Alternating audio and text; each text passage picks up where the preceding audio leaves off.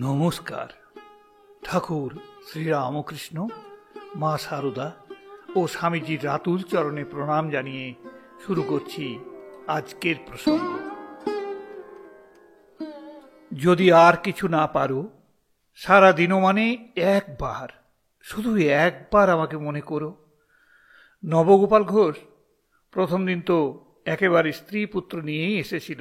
তারপর সেই যে ডুব মারল, তিন বছর আর দেখা নেই। হ্যাঁ রে, কি হলো বল দেখি নবগোপালের? তাকে একটু খবর দে তো। তিন বছর পর একদিন খোঁজ করলেন ঠাকুর। খবর গেল নবগোপালের কাছে। সে তো প্রায় আকাশ থেকে পড়ল। সেই কবে একবার গিয়েছিলাম 3 বছর আগে, সে কথা আজও পর্যন্ত মনে ধরে রেখেছেন, ভুলে যাননি। দিনে রাত্রে কত লোক আসছে তাঁর কাছে, তার মধ্যে কে না কে নবগোপাল ঘোষ তাকেও হারিয়ে যেতে দেননি, স্মৃতির কৌটোর একপাশে কুড়িয়ে রেখেছেন। কিছুই তিনি হারান না, ফেলে দেন না, ভোলেন না। এতটুকু আমরাই ভুলি, ফিরে যায়, পথ হারিয়ে পথ খুঁজি।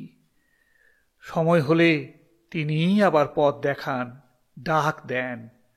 নবগোপাল আবার এসে পড়ল পায়ে। তুমি ভোলো না, চিরজ্যোতির্ময় নক্ষত্র লিপিতে প্রতি রাত্রে তুমি লিখে পাঠাও, আমি ভুলিনি। বিনম্র কোমল শ্যামল শীতল তৃণদলেও সেই ভাষায় লিখে রেখেছ, ভুলিনি তোমাকে। নবগোপাল বললে, আমার সাধন ভজন কি করে হবে? ঠাকুর বললেন, ওগো, তোমাকে কিছু করতে হবে না। মাঝে মাঝে শুধু দক্ষিণেশ্বরে এসো, ব্যাস, শুধু ওইটুকু। এই বা কি কম কঠিন? দেখো না কত বাধা এসে পড়বে যাবার মুখে। মন ঠিক করতেই 1 যুগ, তারপর মন যদি ঠিক হলো তো শরীর বললে ঠিক নেই। মন শরীর দুই ঠিক। হঠাৎ দেখা দিল সর্বসংকল্পনা আসন, অকাজের তাড়না। হাতের কাছে দক্ষিণেশ্বর, সেই হাত খুঁজতেই রাত ফুরোয়। একদিন ভাব সমাধি হয়েছে ঠাকুরের। নবগোপাল এসে হাজির। রামদত্ত ছিল। নবগোপালকে বললে, এই বেলা ঠাকুরের কাছ থেকে কিছু বর চেয়ে নিন, বুঝলেন? নবগোপাল সাষ্টাঙ্গ হয়ে পড়ল ঠাকুরের পায়ের কাছে। বললে, বিষয় চিন্তায় ডুবে আছি, কি করে যাবে এই বিষ জ্বালা, আমাকে বলে দিন। আশ্বাস দিলেন ঠাকুর, ওগো, কোনো চিন্তা নেই। যদি আর কিছু না পারো, সারা দিনও মানে একবার, শুধু একবার আমাকে স্মরণ করো। শুধু এইটুকু, হ্যাঁ এইটুকু। অঙ্কুরটি ছোট, কিন্তু ওর মধ্যে অব্যক্ত আছে বনস্পতির আয়তন। বেশ তো, দেখো না, সারা দিনে রাত্রে শুধু একবার আমাকে স্মরণ করে দেখো না কি হয়। একবার স্মরণ করলেই কতবার সাধ যায় স্মরণ করতে করতেই অনন্য স্মরণ। একদিকে তুমি কত সহজ, আমার দুর্বল 2 বাহুর বন্ধনে বন্দী, আবার আরেকদিকে তুমি অপরিসীম, সমস্ত আয়ত্তের অতীত, সমস্ত বন্ধন ক্রন্দনের বাইরে।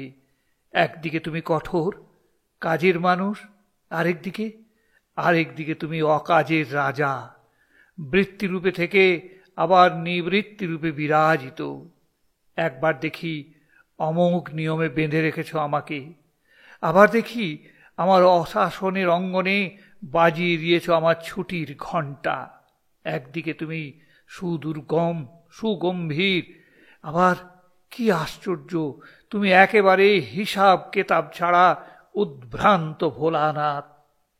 সেইখানেই তো আমার ভরসা। আমি কি পারবো তোমাকে গৌরী শঙ্করের চূড়ায় গিয়ে ধরতে? আমি ধরব তোমাকে বিধি বাধা না মানা ঝড়ের ঘূর্ণ বেগে। আর সকলের কাছে তুমি দস্তুর সঙ্গত, আমার কাছে তুমি খাপ ছাড়া অগোছালো আমার যে ভালোবাসার বেশাতি, অনাবশ্যকের ঐশ্বর্য। নবাই চৈতন্যেরও সেই একই কথা। পানিহাটির উৎসবে এসেছেন ঠাকুর, নৌকোয় উঠেছেন, ফিরে যাবার মুখে ছুটতে ছুটতে নবাই এসে হাজির। তার বাড়ি কোন্নগর, সে মনমোহনের খুড়ো। সে শুনেছে যে ঠাকুর এসেছেন এই উৎসবে, তাই দেখতে এসেছে। এতক্ষণ খুঁজেছে ভিড়ের মধ্যে, দলের মধ্যে সেই শতদল কোথায়, ভিড়ের মধ্যে কোথায় সেই অপরূপ। এত দেরি করে এলে কেন? ওই যে তিনি নৌকোয় উঠছেন। সত্যি ঊর্ধ্বশ্বাসে ছুটল নবাই, ছেড়ো না, ছেড়ো না, ছেড়ো না নৌকো। আর কি ছাড়ে? যে মুহূর্তে দেখতে পেলেন ব্যথিতের ব্যাকুলতা, পারায়ণ পরায়ণ স্তব্ধ হলেন। পায়ের উপর লুটিয়ে পড়ল নবাই, আকুল হয়ে কাঁদতে লাগল। একেই বলে দেখা আর প্রেমে পড়া, কিংবা প্রেমে পড়ে দেখা। খুঁজেছে, ছুটেছে, লুটিয়ে পড়েছে, প্রশ্ন করেনি, তর্ক করেনি, বিশ্বাসের দৃঢ় ভূমিতে জাগতে দেয়নি দ্বিধার কুশাঙ্কুর। শুধু বিশ্বাস নয়, উন্মত্ত ব্যাকুলতা, একেবারে সর্বসমর্পণ। ঠাকুর তাকে স্পর্শ করলেন। পাগলের মতো নাচতে লাগলো নবাই। নাচে নাচে আবার থেকে থেকে প্রণাম করে ঠাকুরকে। আরেক রকম স্পর্শে তাকে ফের প্রকৃতিস্থ করলেন ঠাকুর। সবাই ভাবলে শান্ত হয়ে গেল বুঝি নবাই। দেখল ছেলের উপর সংসারের ভার দিয়ে নবাই গঙ্গা তীরে কুটির বেঁধে সে বাস করতে লাগলো নির্জনে। সঙ্গের সাথী 3 জন, ধ্যান, কীর্তন আর উপাসনা। ঠাকুর বললেন, ধ্যান চক্ষু বুঝেও হয়, আবার চক্ষু চেয়েও হয়।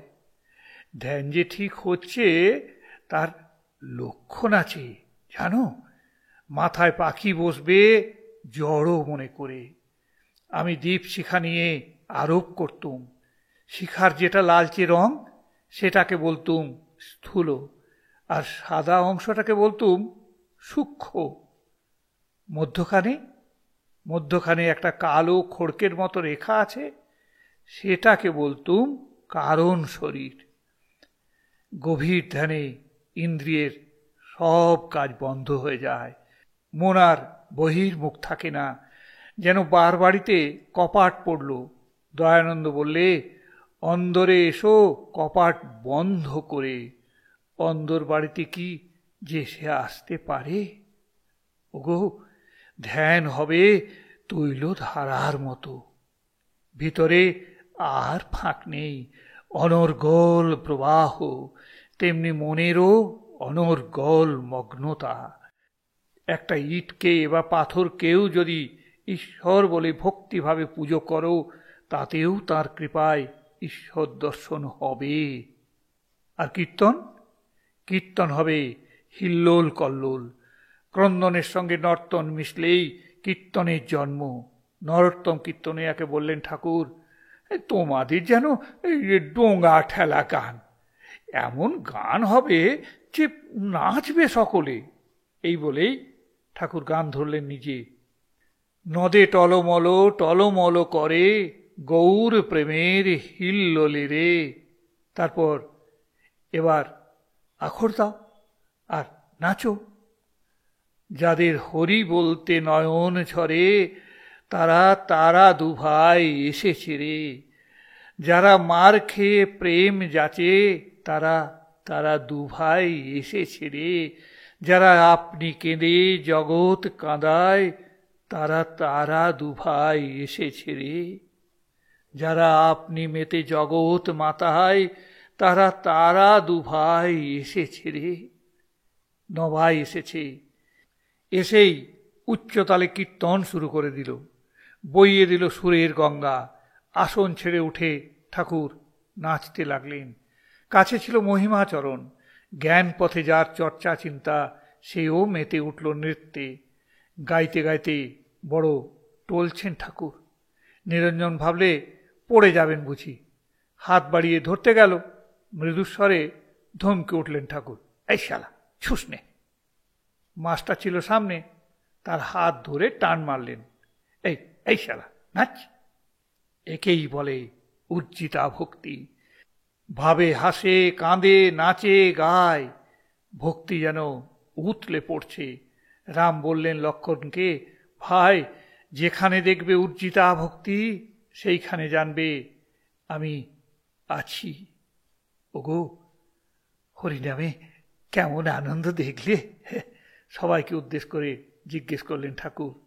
আবার বললেন, আমার আমার আরো বেশি আনন্দ। কেন বলো তো? কেন বলো তো? কারণ মহিমাচরণ আসছে এদিকে, মানে জ্ঞান পেরিয়ে ভক্তির দিকে। জ্ঞান হচ্ছে একটানা স্রোত, আর ভক্তি হচ্ছে জোয়ার ভাটা। আর দেখো না, জ্ঞানীর মুখ চেহারা শুকনো, আর ভক্তের মুখ চেহারা স্নিগ্ধ। তারপর তৃতীয় সাথী, প্রার্থনা। কি প্রার্থনা করবে? শুধু বলবে, ঈশ্বর, যেন ভোগাসক্তি যায় আর তোমার পাদ ও পদ্মে মন হয়। কাতর হয়ে প্রার্থনা করলেই চোখে জল আসবে। ঈশ্বর তৃষ্ণার্ত, চোখের জল না পেলে তার পিপাসা নিবারণ হয় না। চাতক যেমন বৃষ্টির জলের জন্য চেয়ে থাকে, ঈশ্বরও তেমনি চোখের জলের জন্য চেয়ে আছেন।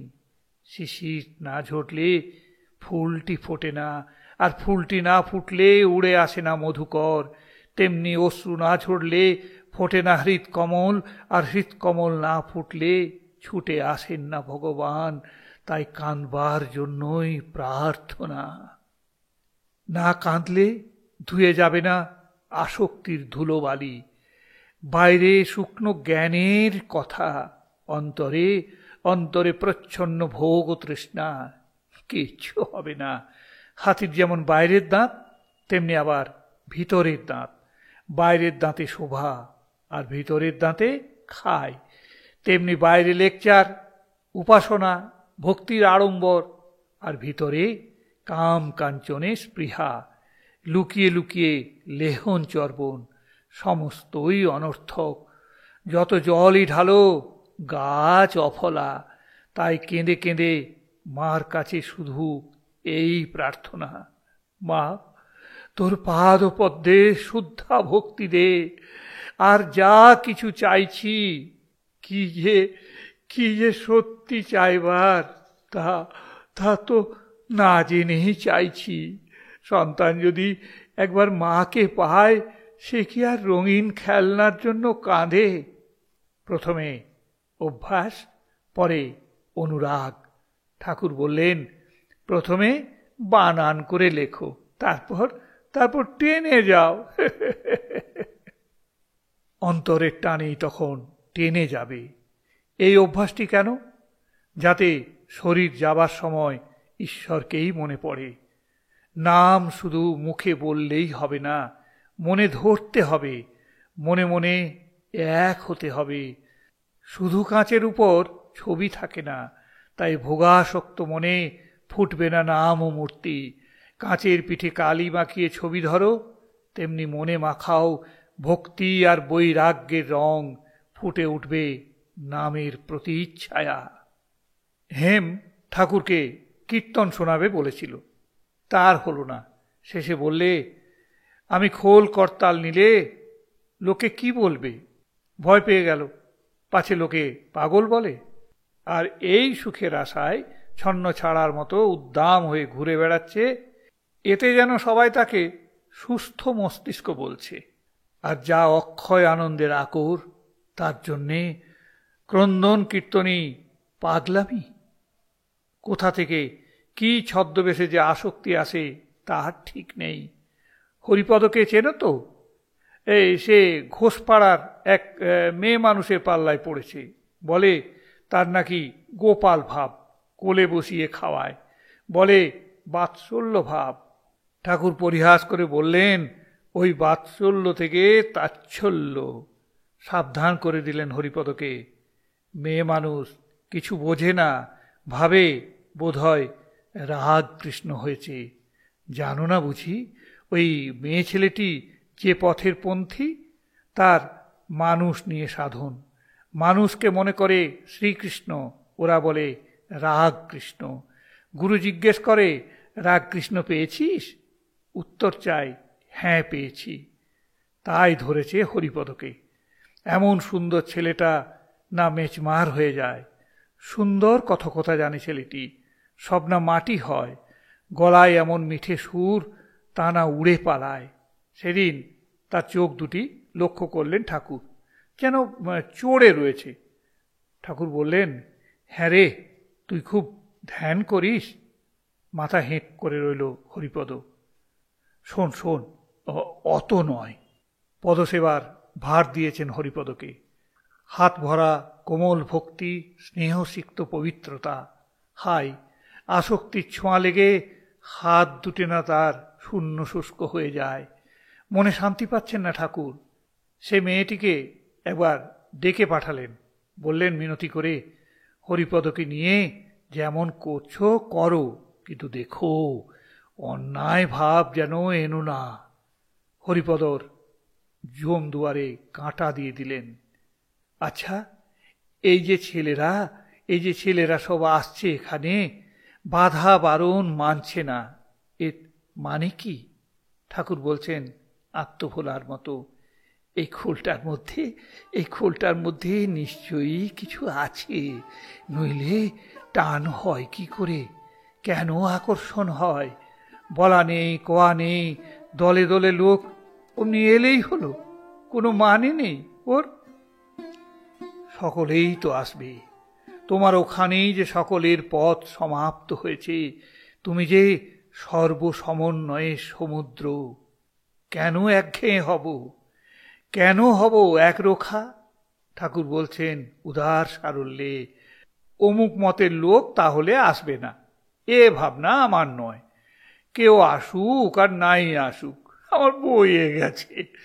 লোকে কিসে হাতে থাকবে, কিসে দল বাড়বে, এসব আমার মনে নেই। অধর সেন বড় কাজের জন্য বলতে বলেছিল মাকে, তা ওর সে কাজ হলো না। তাতে যদি ও কিছু মনে করে, আমার বয়ে গেল। আজ এই পর্যন্ত। নমস্কার, ধন্যবাদ। জয় শ্রীরামকৃষ্ণ, জয় শ্রীরামকৃষ্ণ, জয় শ্রীরামকৃষ্ণ।